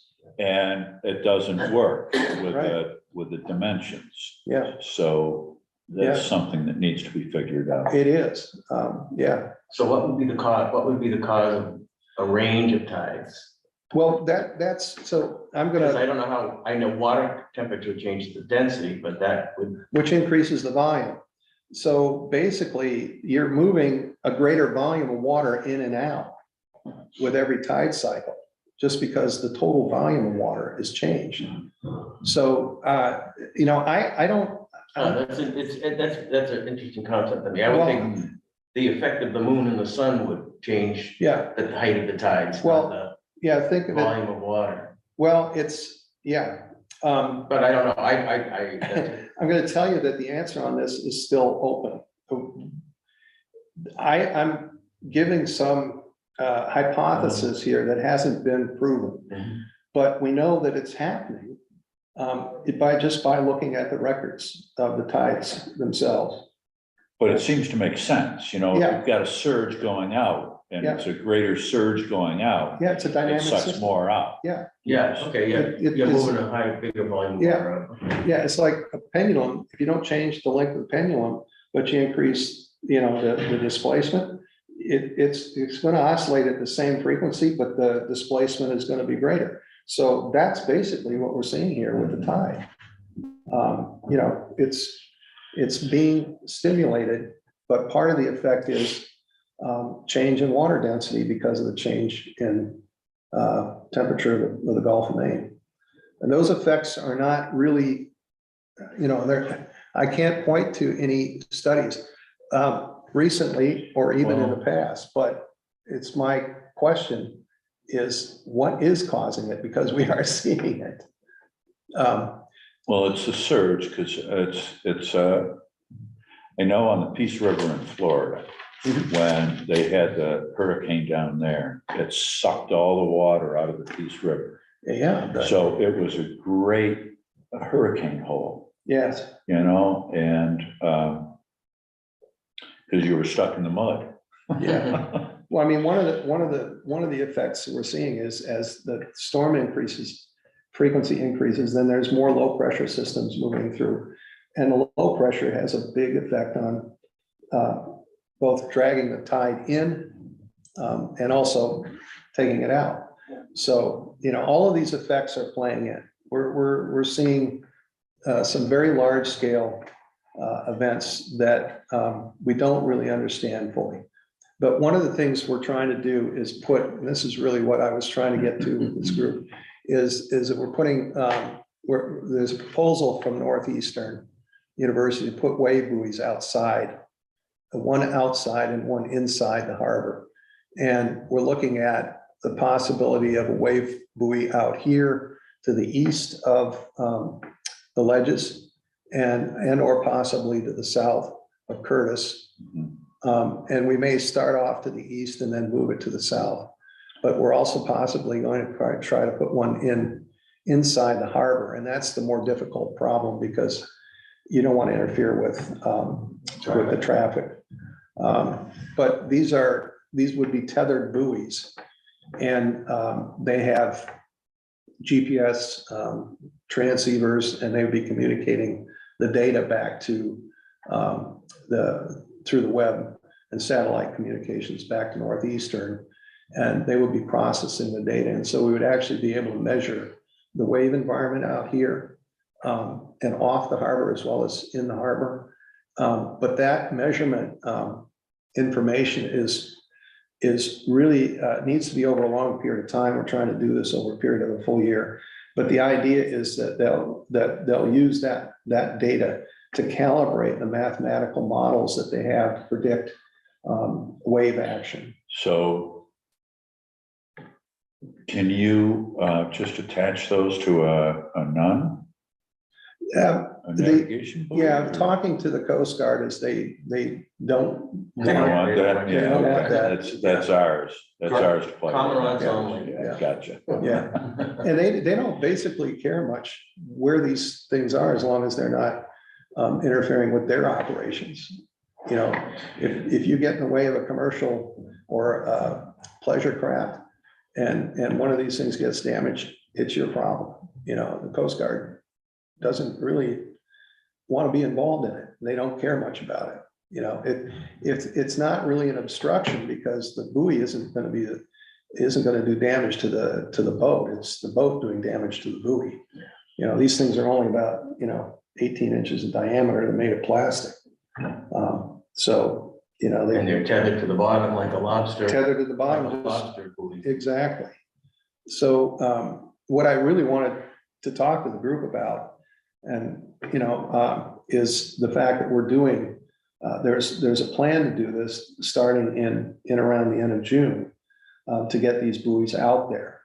And we haven't actually discussed if they could be put inside, one of them could be put inside the harbor. So the plan right now would be to put both of them outside the harbor.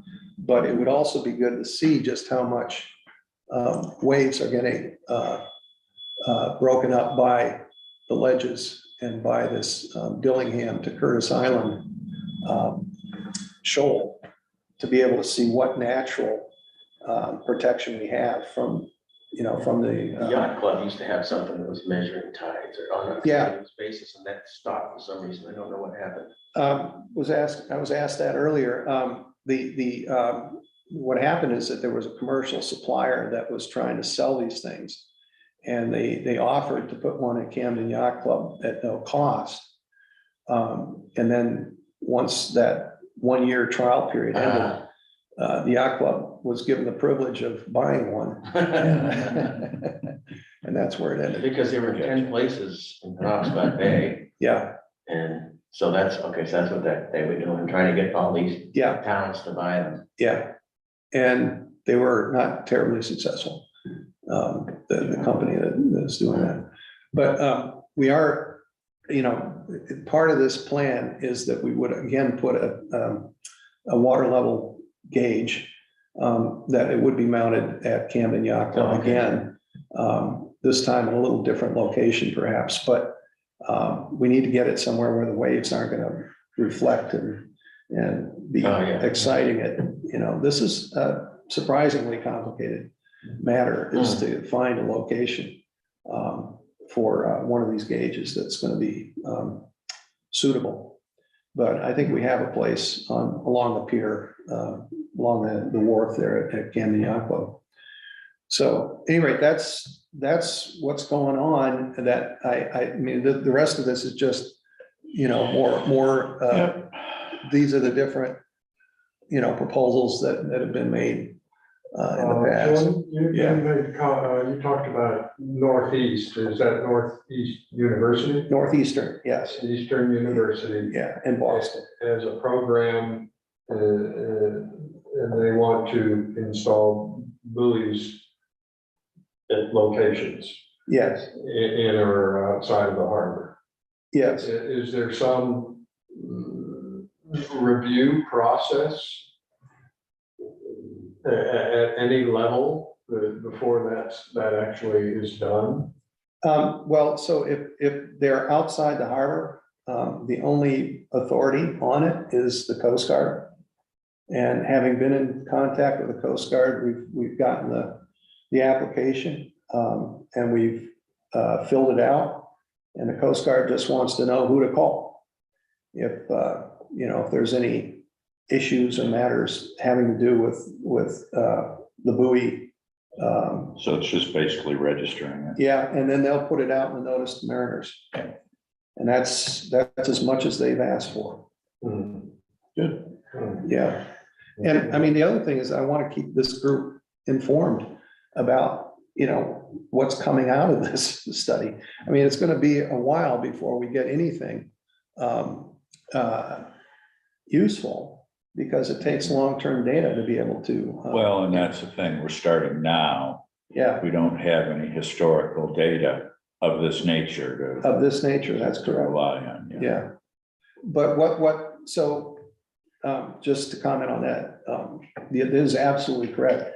But there is long-term data available through the NOAA sea buoys on wave amplitudes and periods and so forth, and wind directions and all the rest of that. And that data has been used to calibrate the models that were developed by Texas A&M University back in early 2000s, that was contracted for by the Maine state government to examine impacts on aquaculture and the development of aquaculture along the coast of Maine. So they paid to have these very, very high fidelity models developed and calibrated, validated is the right word to use, with the actual data from the offshore buoys. So we have good models for the offshore wave action up to like the mouth of Penobscot Bay. But once you get inside Penobscot Bay, there's nothing. No. And, Do you use Windy app at all? oh yeah, I mean, that seems to be very accurate. it can be. I can tell you that depends on where you're at. The more local measurement of wind, the higher the fidelity and the accuracy of those models. When you get offshore, they can be, they're still crudely accurate, but they're not nearly as accurate as they are in close to land where we are now. Are they taking those readings from sea buoys, do you know, or? Oh, they're using all kinds of data sources. Yeah, National Weather Service, NOAA. Yeah. And even mobile devices that are out there, they're taking reports from ships and all the rest of that. Yeah.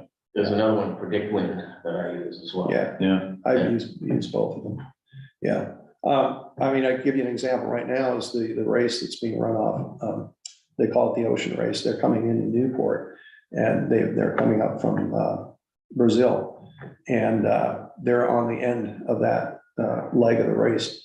And the last 2 days, they've been seeing 50 knots of wind, and Predict Wind and Windy have been off by, they've under predicted the wind by 20, 30 knots. Oh, really? Yeah. Wow. So, I mean, and I've sailed the Southern Ocean. I've sailed from Ushuaia to the Antarctic Peninsula. I've sailed from the Falklands to South Africa. And I've experienced, the problem of how do you predict, your wind in the local area. And the models are good and they're a lot better than nothing. But I can tell you that they can be way off. Yeah. But at any rate, it's the best we have, and it's sure sound The better. marine forecasts do pretty well with the Yeah, rain and the fog and everything else, but they don't do well with wind. yeah. And this is the data that I use anyway, that these are long-term statistics that are available. And this is basically being collected and compiled by the National Weather Service. But this shows you the wind direction, intensity, and so forth. And there's one of these wind plots for every month of the year. And that's where the data is that I've been using to show the history. Anyway, I'm hoping that we can continue. I'd like to see a periodic, dialogue with this group so that we can keep updated on where we're going with this. And the other part of it that's going to be crucial. Minutes, what periodic updating with Jim and the Northeastern program? And we need absolutely to figure out the plan. I mean, the comprehensive plan, it hasn't been updated in 12 years. And the harbor should be, the biggest part of that plan for the next update is what are we doing about keeping our harbor safe and secure for future generations? Because we are gonna, this is a $1 million a year expense, these storms that are hitting this community. And if we had $1 million expense being bled out from any other cause, what would we be doing about it? And we're not doing anything. literally, than continuing to spend the money. And it's being put in by private as well as public resources, but we just put a major investment, town dock. There's gonna have to be another major investment in protecting that yacht club because it is town property. It's a historical property. It has value to the town and it brings in economic benefit and so forth. But if we don't protect it, we could lose it. And, I wouldn't want that to be on my watch. So, we do need to have a plan that says, how are we gonna preserve our asset? And that's our responsibility. All right, Jim. Well, Yep, thank you very cheers. much. Great, thank you. Yeah, well, I really appreciate the questions, by gosh. Very good. Guys, I got one question. Steve talked about adding a float out here. What should be the process by which that is done? Does he just decide to do it and he does it, or should there be some kind of review for that? Well, as you suggest, we ought to go take a look at it. Yeah. We ought to go take What's, a look at that what's, space. what's the process about adding moorings? If he sees a spot, he sticks it in. Yeah. So I'd like to talk to you a Yeah, couple yeah. minutes off meeting line. Yeah. All right. Okay, guys, thank you. Meeting is adjourned. Thank you for attending. Mark Siegenthal, yeah, thank you. Good talk. Thank you for, really good questions. How hard is it to get the storm surge data? You have it, Oh, you know what I've been? yeah.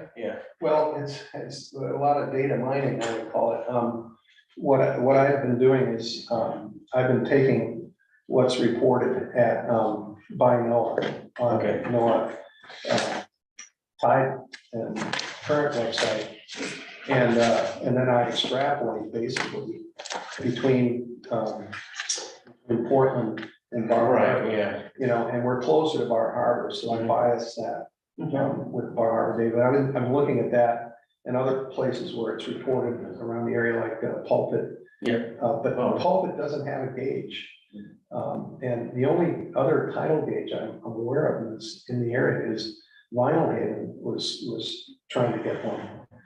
And I haven't seen any of that data. Yeah, I know that. I'm a data guy and a statistician. Oh, cool. And so for me, the most powerful data you had was the increasing flood tides Yes, in Portland here, yeah. which And I could, that's, yeah, I could shoot you a link on that. that would be great. Yeah. I try to include some of that in the presentation. One thing, if it's not too hard, one thing, your chart about the frequency of storms, Yeah, to me, those are frequency of storms at an astronomical high tide. correct. The ones that actually cause the storms. Yeah. Yes, Um, which isn't all storms. and it's also not, they're also fairly rare. 1.2 a year, Right, and it's next to impossible. It's very hard to predict rare events. it is. And So- that's part of the problem we have is, yeah, But one thing I was thinking of, I don't know how, if it's feasible, is every storm has a storm surge.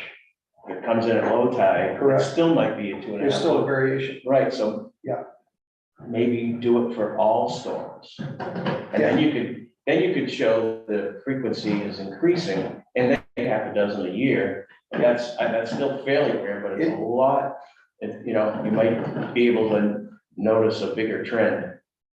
And absolutely. Because six and 4 years looks a lot better than 0.2. Yeah. But there was a point in there you had 4 and 10 years, Right, so that's 0.4. Yeah. But it seems like they kind of clump together anyway. well, they do, and it's a random And, process, well, you know. yeah, when the storms hit, but there's also this year, and I don't know how this works, is the moon was in perigee this year. I don't know if that happens once every 100 years or once every, if it happens that these last 4 years, the moon was closer than it was the last 82 years, like confounding variables. I'm trying to think of confounding variables, Yeah, just to try to, that's one thing I'm always looking for, Well- is there something else that can explain? yes. These are really good. And I'm not saying, I'm saying your presentation is excellent, and I think it's really good. I'm just trying to come I, up with, is there a way? totally to in get- agreement with what you're saying. I'm thinking, how do I answer your question about getting the data? I've had to go in and mine it from the websites. Yeah, And it's not easy to get. yeah, I've been on the NOAA website, the data stuff, and Yeah. it gets very I know, complex, I very know, fast. and I only have limited amount of time, so what? And I don't have the programming tools anymore. So there's a guy, Joe Sankowitz, who lives in town here, who works for NOAA. And he's on the climate modeling group within NOAA. So I'm gonna ask him how we get it. Because we need it in a form where it can be processed. And even just downloading these ASCII text files from the weather buoys is like, you get this data and, Jesus, you got to hunt and peck. I mean, you've got to somehow process it so you can get at. If I had my Yeah. SAS language, which costs 10 grand a year, Right. I could pull that stuff in and do anything with it, but Yeah. I don't have that anymore. Yeah, I know. I'm retired. Me too. I'm in the same position. I had a lot of tools. But I would love to help with that. This type of stuff. Well, your offer is extremely generous and I would like to help. Okay. Have you help to figure this out. Let me send you some links, but then let me also consider what we might be able to do collectively. Because Okay, great. the harbor committee is the one that really has Yeah, the interest here on behalf of the town. yeah. They're. Yeah, I'm on the committee and I'm also in the yacht club for the first time this year. Oh, excellent. We joined up this year. Yeah, well, good. Then you must have a boat or you. Yeah, we have a 42-foot hunter. Yeah. And we Well- got it a couple of years ago. We just love it. I'll bet you. It's a condo on the water. Yeah. Although right now I don't love it because I'm heading down. Trying to it paint the and bottom. Paint it and wax it, and Yeah, I know. it's a big boat. My last boat was 3/4 of a gallon to paint, and this one's over 2 gallons to paint. Yeah. Just the bottom, and it's like. It's a, oh man, that paint is expensive. Yeah, I know.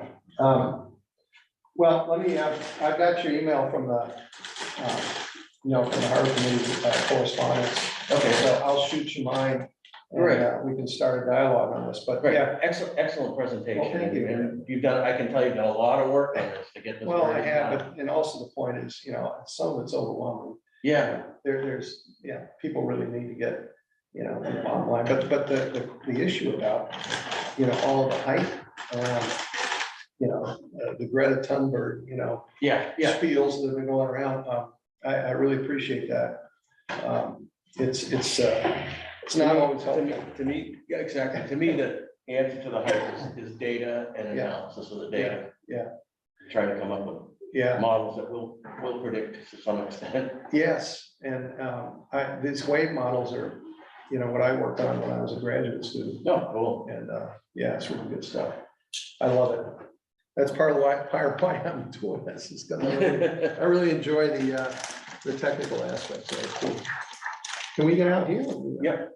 Yeah, that's open. Jim, thank you very much. Well, Yeah, thank you for hosting And it. I imagine that we'll be seeing you again Yeah. and getting together.